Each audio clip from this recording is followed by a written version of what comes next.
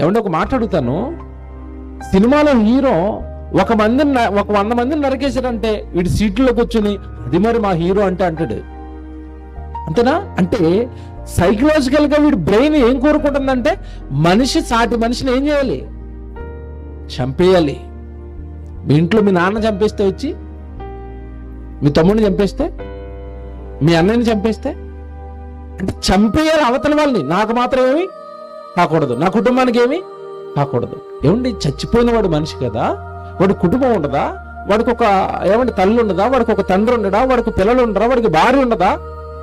అంటే నరకటం, చంపటం ఈరోజు సొసైటీకి ఏమైపోయిందంటే ఫ్యాషన్, హీరోయిజం. అది చంపటం హీరోయిజమా?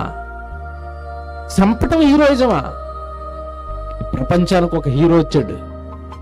నిజమైన హీరో ఎవరో తెలుసండి? ప్రపంచం మొత్తానికి యేసుక్రీస్తు అండి. అందరూ చంపుకుంటా వెళ్ళారు, ఆయన మాత్రం ఏమన్నాడు తెలుసా? నేను మీకోసం చచ్చిపోయి మిమ్మల్ని బ్రతికిస్తాను, ఐఎమ్ ద రియల్ హీరో అన్నాడు. అంతే. తెలిసిందా? మీకు అర్థమైందా ఆయన హీరోయిజం ఏంటో? ఇలా చంపటం హీరోయిజం కాదు, పాపిని మార్చి బ్రతికించటం హీరోయిజం. ఒక మనిషిని మార్చు. ఏమండి, సొసైటీలో వస్తున్న సినిమాల, సొసైటీలో వస్తున్న సీరియల్లా, ఇవన్నీ మనుషులను మార్చేవా పాడు చేసావా? మీరు చెప్పండి.